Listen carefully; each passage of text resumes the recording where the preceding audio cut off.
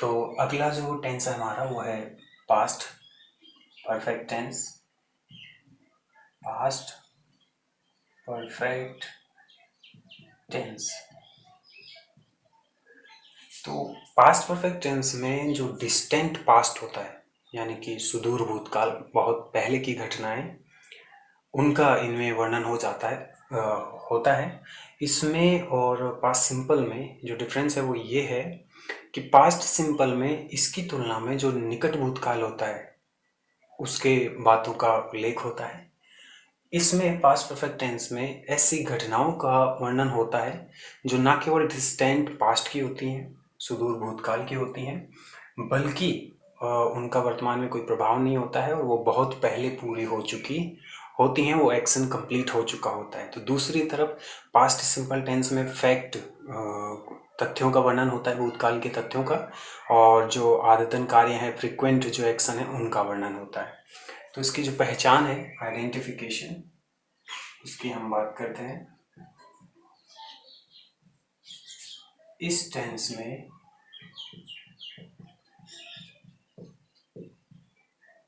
Distant, DISTANT, past की ऐसी घटनाओं का वर्णन होता है जिनका वर्तमान पर कोई प्रभाव नहीं होता है। ये कार्य भूतकाल में शुरू होकर भूतकाल में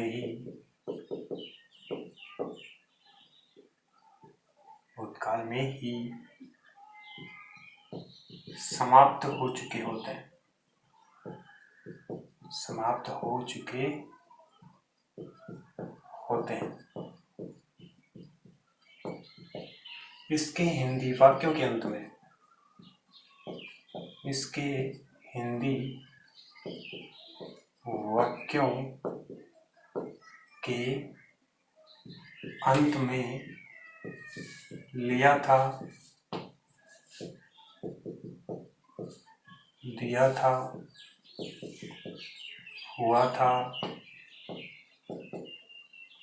अथवा इत्यादि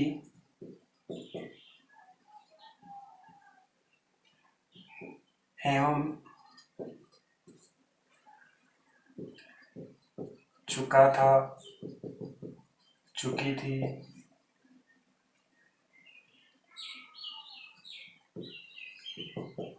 चुके थे, जैसे शब्द आते हैं। एग्जाम्पल, वह घर जा चुका था, या फिर उसने यह घर लिया था या खरीदा था। तो इस प्रकार के जो सेंटेंस होते हैं वो इस टेंस में आते हैं। तो डिस्टेंट पास्ट की घटनाएं इस टेंस में घटित होती हैं। और ये जो टेंस है वो अक्सर पास्ट टेंस के कॉम्बिनेशन में यूज में होता है। दो एक्शन आपको दिए जाते हैं जिसमें एक एक्शन, एक गतिविधि पूरी हो चुकी होती है और दूसरी गतिविधि उसके बाद में पूरी हुई होती है। जैसे कि मेरे पहुंचने से पहले घंटी बज चुकी थी। तो जो पहले एक्शन होता है उसमें पास्ट परफेक्ट को अपन काम में लेते हैं, और जो बाद में एक्शन होता है उसमें हम पास्ट सिंपल काम में लेते हैं। तो मेरे पहुंचने से पहले घंटी बज चुकी थी, तो काम पहले जो हुआ वो घंटी बजने का। तो जो घंटी बजने का काम था वो पहले हुआ, तो जो एक्शन पहले हुआ उसमें हम पास्ट परफेक्ट टेंस काम में लेते हैं। और जो एक्शन बाद में हुआ, यानी कि मेरे पहुंचने से पहले घंटी बज चुकी थी, तो मेरे पहुंचने से पहले, तो पहुंचना तो इसका भी हो गया है जो पहुंच रहा है, लेकिन इसके पहुंचने से पहले घंटी बज चुकी थी। जो एक्शन फर्स्ट कंप्लीट हुआ घंटी बजना, उसके साथ हेड प्लस वर्ब की थर्ड फॉर्म, यानी कि ये टेंस काम में लेंगे। और जो काम बाद में हुआ कि यानी पहुंचना बाद में हुआ, तो उसके साथ में हम पास्ट सिंपल यानी कि वर्ब की सेकंड फॉर्म या डिड प्लस वर्ब की फर्स्ट फॉर्म, जो भी सेंटेंस के अकॉर्डिंग हम काम में लेंगे। इस टेंस में किसी विशेष एडवर्ब का प्रयोग नहीं होता है। ऐसा इसलिए क्योंकि ये जो टेंस है, ये टेंस एक कॉम्बिनेशन में प्रयोग में लिया जाता है, जो कि मैंने अभी आपको बताया कि ये दो जो घटनाएं होती हैं पास्ट की, उन दो घटनाओं के कॉम्बिनेशन में इसको काम में लिया जाता है, जिसमें एक घटना पहले होती है और दूसरी घटना बाद में। तो यूजुअली ऐसे में बिफोर आफ्टर इस वाले सेंटेंस के अंदर काम में लिया जाता है। तो पर्टिकुलरली इसकी कोई एडवर्ब नहीं होती है जिससे हम डिक्टेट कर सकें। ये कंडीशनल तरीके से दो घटनाओं के बीच में आता है, तो उनके बारे में हम जानते हैं। तो सबसे पहले आगे हम बढ़ते हैं, इसकी हेल्पिंग वर्ब की हम बात करते हैं। तो HELPING VERB, हेल्पिंग वर्ब यानी सहायक क्रिया। तो इसकी जो सहायक क्रिया होती है वो सभी प्रकार के कर्ताओं के साथ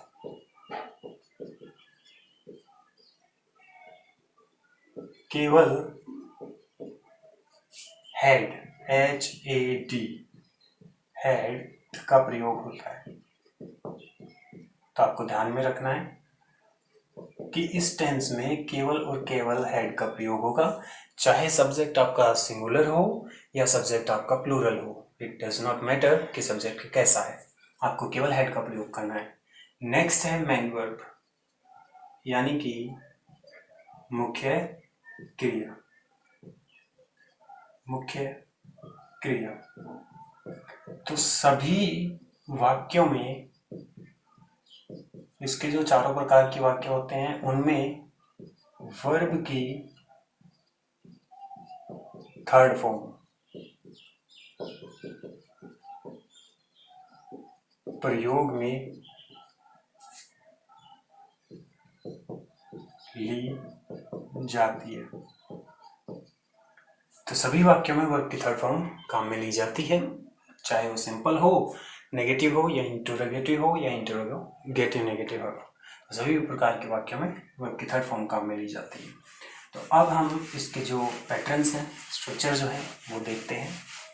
तो सबसे पहले सिंपल सेंटेंस नंबर 1 सिंपल। तो सबसे पहले सब्जेक्ट हेड प्लस वर्ब की third form plus object. Example, हम अंग्रेजी पढ़ चुके थे।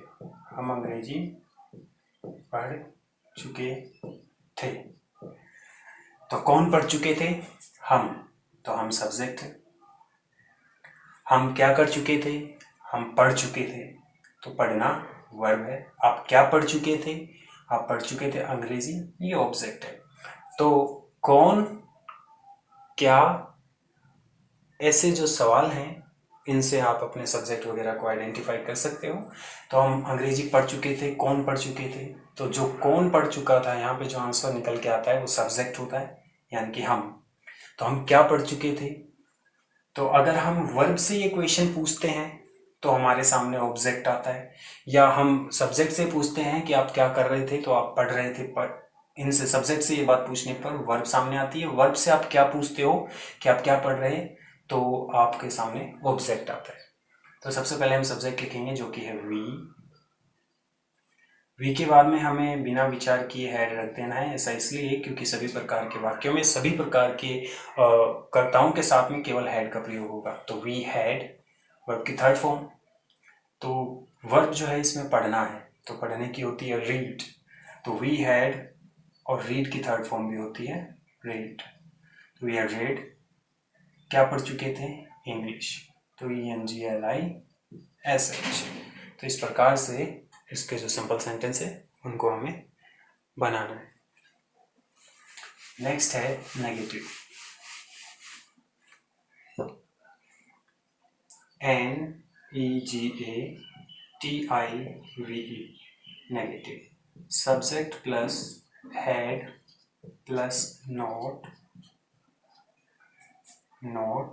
Plus verb form plus object. तो एग्जांपल हम लेंगे, मोहन ने आर्थिक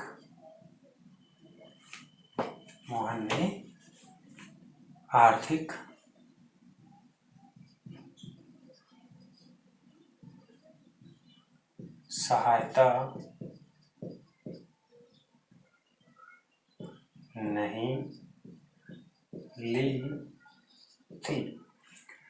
तो सब्जेक्ट सबसे पहले, तो मोहन ने आर्थिक सहायता नहीं ली थी। किसने नहीं ली थी? मोहन ने। तो मोहन सब्जेक्ट है।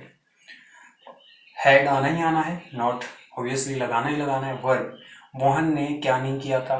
तो नहीं लिया था, तो लेना वर्ब है। क्या नहीं ली थी? आर्थिक सहायता, ये आपका ऑब्जेक्ट है। तो सबसे पहले सब्जेक्ट, तो सब्जेक्ट रहेगा मोहन हैड नॉट, लेने की होती है टेक, टेक की थर्ड फॉर्म होती है taken. Mohan had not taken, क्या नहीं टेक किया था उसने? आर्थिक सहायता। तो आर्थिक की होती है फाइनेंशियल, और सहायता की होती है हेल्प। तो Mohan had not taken financial help, तो मोहन ने कोई आर्थिक सहायता नहीं ली थी। अब हम देखते हैं इंटेरोगेटिव।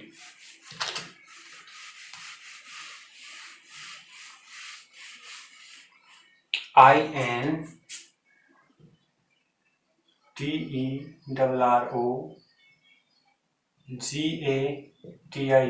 Interrogative sentence.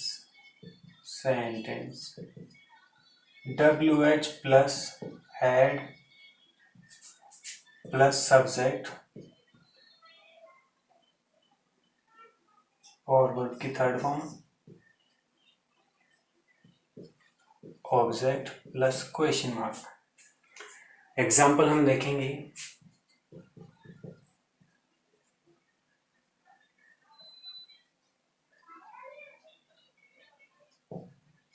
क्या आपने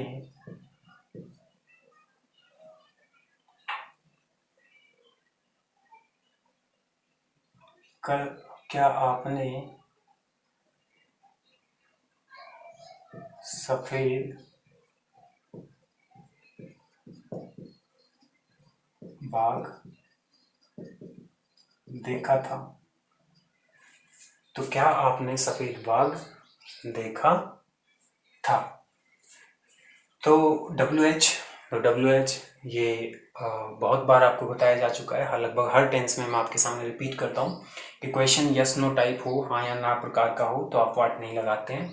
तो क्या आपने सफेद बाघ देखा था, इसका जवाब या तो हाँ में दे सकते हो आप, या फिर ना में, तो हम क्या यहाँ पे नहीं लगाएंगे, डायरेक्ट आएगा हैड, और सब्जेक्ट है क्या आपने सफेद बाघ देखा था? किसने? आपने। तो आपने की मीनिंग होती है यू, तो हैड यू। अगला है वर्ब, तो आपने क्या किया? देखा। तो देखने की होती है सी की थर्ड फॉर्म होगी सीन। तो हैड यू सीन क्या? वाइट टाइगर या ए वाइट टाइगर। तो इस प्रकार से आपको इंटेरोगेटिव जो सेंटेंस है वो इसका बनाना है। नेक्स्ट हम बात करते हैं इंटेरोगेटिव नेगेटिव सेंटेंस की। इंटेरोगेटिव नेगेटिव सेंटेंस, तो WH word had plus subject plus not plus verb की third form plus object plus question mark. तो सबसे पहले WH वर्ड रखेंगे, इसके बाद में हम हेड रखेंगे, हेड के बाद में हमें सब्जेक्ट रखना है, सब्जेक्ट के बाद में नोट और नोट के बाद में वर्ब की थर्ड फॉर्म, फिर ऑब्जेक्ट और सबके लास्ट में हमें क्वेश्चन मार्क लगाना होता है। बहुत ही इंपॉर्टेंट है, क्वेश्चन मार्क नहीं लगाएंगे तो ये वाक्य प्रश्नवाचक नहीं बनेगा। एग्जाम्पल, तो क्या वे जयपुर नहीं घूम चुके थे? तो देखिए इसमें नहीं शब्द भी है और एंड में क्वेश्चन मार्क भी है। तो सबसे पहले क्या, तो क्या वे जयपुर नहीं घूम चुके थे, तो इसका जवाब आप हाँ में देंगे या ना में। तो ज़रूर आपको ये देखकर समझ में आ रहा होगा कि इसका आंसर भी हाँ या ना में से दिया जाएगा। तो ऐसे क्वेश्चन में आपको व्हाट नहीं लगाना होता है, हम सीधे लाएंगे हैड। सब्जेक्ट चाहिए, तो क्या वे जयपुर नहीं घूम चुके थे, कौन नहीं घूम चुके थे, वे, तो वे की होती है दे। हैड दे नॉट, नॉट के बाद में है वर्ब, तो क्या वे जयपुर नहीं घूम चुके थे, वे क्या नहीं कर चुके थे, घूमना, तो घूमने की होती है विजिट, तो विजिट की थर्ड फॉर्म होती है visited. Had they not visited, और विजिटेड के बाद में कहाँ, ऑब्जेक्ट, तो ऑब्जेक्ट यहाँ पे दे नहीं रखा, प्लेस दे रखा है जयपुर, तो हम लिखेंगे जयपुर। और इस प्रकार से आपका ये सेंटेंस जो है कंप्लीट हो गया है। तो इस प्रकार से हम पास्ट परफेक्ट टेंस को करते हैं। तो इसमें जनरली वैसे और टेंसेस की तरह इतने ज़्यादा एडवर्ब नहीं है। एडवर्ब जिनको हम कह सकते हैं वो मोस्टली यहाँ पे बिफोर और आफ्टर हैं, जो कि इस टेंस में काम में आती हैं कॉम्बिनेशन में पास्ट सिंपल टेंस के। तो चलिए हम देखते हैं ऐसी कुछ कंडीशंस जिसमें इस टेंस का प्रयोग होता है। तो पहली है बिफोर, बिफोर एंड आफ्टर। तो जो कार्य पहले पूर्ण होता है उसके साथ वर्ब की थर्ड, उसके साथ हैड प्लस वर्ब की थर्ड फॉर्म का प्रयोग होता है, का प्रयोग होता है तथा बाद में पूर्ण होने वाले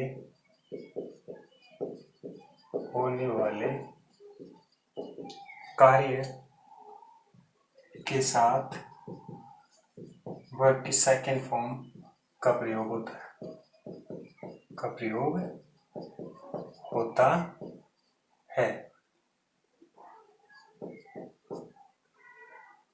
एग्जाम्पल, तो example, before help us blank us a woman. अब यहाँ पे रीच और कोलैप्स, ये दो आपको ब्रैकेट में दे रखा है, आपको इसको फिल करना है। तो हम देखते हैं इससे पहले एक और example, the patient before the doctor. अब यहाँ पे डाई और अराइव। तो ये दो एक ही चीज़ के दो वाक्य देने के पीछे मेरा जो पर्पस है, उद्देश्य जो है वो ये है कि आप देखें कि बिफोर कहीं भी हो, बिफोर पहले भी आ सकता है, बाद में भी आ सकता है, इनका कॉम्बिनेशन कैसे भी सेट किया जा सकता है, लेकिन जो सेंस रहेगा वो सेम ही है कि बिफोर के जस्ट बाद वाले वाक्य में वर्ब की सेकंड फॉर्म आती है। आपको ये देखना होता है कि कौन सा कार्य पहले हो रहा है और कौन सा कार्य बाद में हो रहा है। तो before help us a woman, तो आने सहायता, हेल्प अस रीच यहाँ पे आना है, तो रीच की फॉर्म कौन सी आएगी हम डिसाइड करेंगे, लेकिन बिफोर हेल्प रीच अस, तो इससे हम अनुमान लगा सकते हैं कि इससे पहले की सहायता पहुंची। ए वुमन कोलैप्स, इसकी भी कौन सी वर्ब आएगी हम डिसाइड करेंगे। तो before help reaches a woman collapse, तो इससे आपको स्पष्ट आइडिया लग रहा है कि सहायता पहुंचने से पहले ए वुमन कोलैप्स, एक महिला जो है वो सिमट चुकी थी, यानी कि मृत हो चुकी थी या बेहोश हो चुकी थी। तो यहाँ पर वर्ब की सेकेंड फॉर्म बिफोर के बाद में हमें भरनी होती है, तो यहाँ पे रीच्ड और वुमन कोलैप्स्ड, तो यहाँ पर हमें पास्ट परफेक्ट भरना है, यानी कि हैड कोलैप्स्ड। दूसरा है the patient die before the doctor arrive, तो यहाँ पर बिफोर के बाद में द डॉक्टर अराइव, तो मैंने अभी आपसे कहा कि बिफोर के जस्ट वाले क्लॉज में वर्ब की सेकंड फॉर्म आती है और जो काम पहले हुआ तो पेशेंट, यहाँ पे काम डाई, तो the patient die before the doctor arrive, तो आपको अंदाजा लग रहा है कि मरीज मर चुका था पहले ही द डॉक्टर अराइव, उनके पहुंचने से पहले। तो पहले काम ये हुआ पेशेंट, तो यहाँ पे हम लिखेंगे हैड डाइड, क्योंकि पास्ट परफेक्ट भरना है पहले वाले कार्य में। दूसरा डॉक्टर अराइव, तो यहाँ पर हम वर्ब की सेकंड फॉर्म भरेंगे ARRIVED। तो आपको ये ध्यान में रखना है बिफोर पहले आए या बाद में आए, आपको कंफ्यूज नहीं होना है। बिफोर वाले वाक्य के जस्ट बाद में, बिफोर के बाद में जो क्लॉज स्टार्ट होगा वो वर्ब की सेकंड फॉर्म लेगा और जो एक्शन बचा हुआ है वो पहले होगा, यानी कि हेड प्लस वर्ब की थर्ड फॉर्म उसमें काम में आएगी। तो ये चीज़ आपको ध्यान में रखनी है। और अब देखते हैं अगला तीसरा, I office after I the breakfast, तो यहाँ पर गो और टेक ये आपको दोनों में से भरना है। तो आई ऑफिस आफ्टर, तो यहाँ पे लिखेंगे गो, और टेक, तो ये एक अज्यूम्पशन हम करते हैं, कंसीडर करते हैं इन वर्ड से। तो आई गो ऑफिस, मैं ऑफिस गया, आफ्टर आई के बाद, ब्रेकफास्ट सुबह का नाश्ता लेने के बाद। तो पहले क्या हुआ, पहले आप ऑफिस गए या पहले आपने ये किया, तो आपको कंफर्म साफ साफ ये स्पष्ट हो रहा होगा कि पहले ये कार्य हुआ। तो पहले ये कार्य हुआ, आफ्टर के बाद वाला कार्य, तो ये कार्य पहले हुआ, तो हम इसमें हैड प्लस वर्ब की थर्ड फॉर्म यानी कि हैड टेकन भरेंगे, और यहाँ पर हम वर्ब की second form I went to office, sorry यहाँ पे टू और होता, तो I went to office after I had taken breakfast. तो देखिए अपोजिट है, बिफोर के बाद में वर्ब की सेकंड फॉर्म यानी कि दूसरे पार्ट में वर्ब की third form head plus verb की थर्ड फॉर्म, आफ्टर के बाद में वर्ब की हेड प्लस वर्ब की थर्ड फॉर्म। तो आपको समझ में आ रहा होगा कि बिफोर के बाद में हमें वर्ब की सेकंड फॉर्म भरनी होती है और जो दूसरा पार्ट होता है उसमें हेड प्लस वर्ब की थर्ड फॉर्म। आफ्टर के बाद में हमें हेड प्लस वर्ब की थर्ड फॉर्म भरनी होती है और जो दूसरा पार्ट बचता है उसमें वर्ब की सेकंड फॉर्म। तो इस तरह से हमें ये बिफोर आफ्टर काम में लेना है, और मोस्टली इसी प्रकार के क्वेश्चन जो है इसमें पूछे जाते हैं। इसके कुछ और भी एग्जाम्पल हैं जो अभी अपन देखते हैं। तो और इसकी कुछ कंडीशंस देखते हैं जिनमें बिफोर और आफ्टर का प्रयोग तो नहीं हुआ, लेकिन आप पढ़कर अंदाज़ा लगा सकते हैं कि यहाँ पे इस टेंस का यूज होना चाहिए, क्योंकि यहाँ बिफोर और आफ्टर मायने नहीं रखता है, यहाँ पर दो एक्शन मायने रखते हैं कि कौन सा एक्शन पहले हो रहा है और कौन सा एक्शन बाद में हो रहा है। तो बिफोर एंड आफ्टर का कोई मैटर नहीं है, हालांकि वो आते हैं तो उनमें तो हमें भरना ही पड़ना है, लेकिन मेन जो हमारा टारगेट होता है वो ये है ये जानना कि कौन सा एक्शन पहले हो रहा है कौन सा एक्शन बाद में हो रहा है। तो जो पहले हो रहा है वर्ब की सेकेंड फॉर्म, जो बाद में जो पहले हो रहा है उसमें हेड प्लस वर्ब की थर्ड फॉर्म, और जो बाद में हो रहा है उसमें वर्ब की सेकेंड फॉर्म। तो एग्जाम्पल देखते हैं।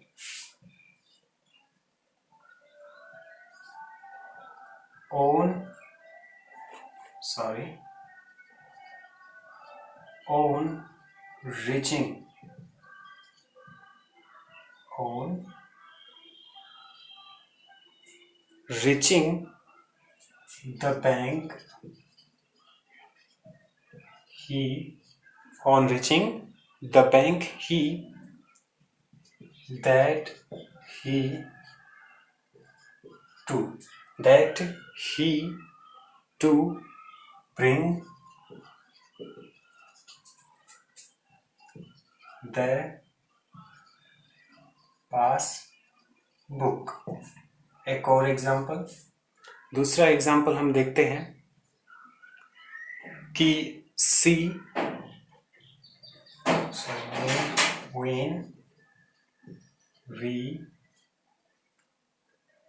when we the cinema hall the film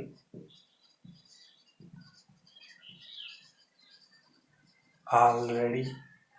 तो अब हम देखते हैं इनके आंसर। तो इसका हमें चूज करना है एंटर और स्टार्ट से।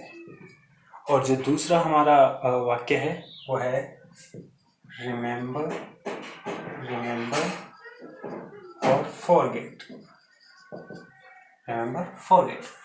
तो on reaching the bank he remember that he forget. तो बैंक पहुंचने पर उसे याद आया that he forget to bring the passbook. तो बैंक पहुंचने पर उसे याद आया कि वो पासबुक लाना भूल गया था। तो कौन सा काम पहले हुआ, बैंक पहले आया या लाना वो भूल गया? उसे बैंक में आने पर याद आया कि वो पासबुक लाना भूल गया था। तो कौन सा काम पहले हुआ, पहले वो पासबुक लाना भूला या पहले वो बैंक में आया और उसे याद आई? तो डेफिनेटली वो पहला जो उसका एक्शन है वो याद आना नहीं है, वो है पासबुक को भूलना। कि पासबुक वो पहले भूला फिर बाद में वो बैंक आया। तो यहाँ पर हम वर्ब के सेकंड भरेंगे रिमेम्बर्ड, REMEMBERED,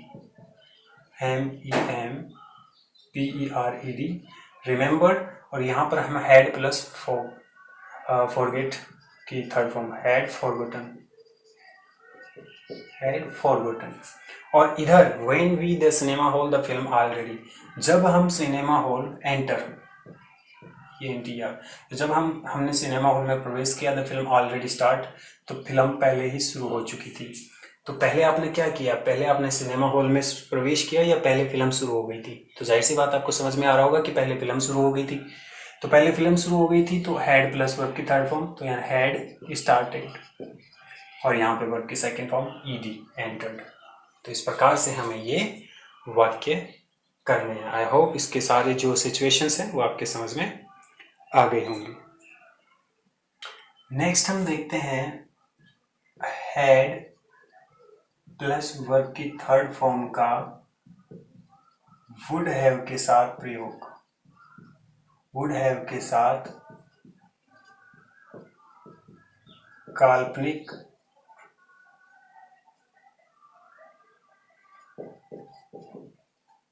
परिस्थितियों में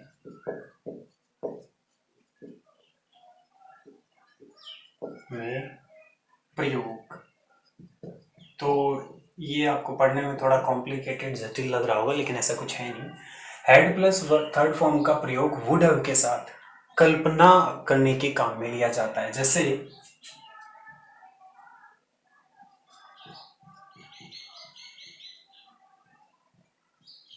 इफ दे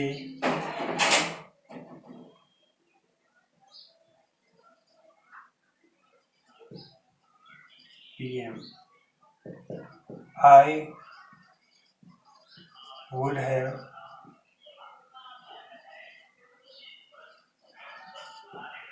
brought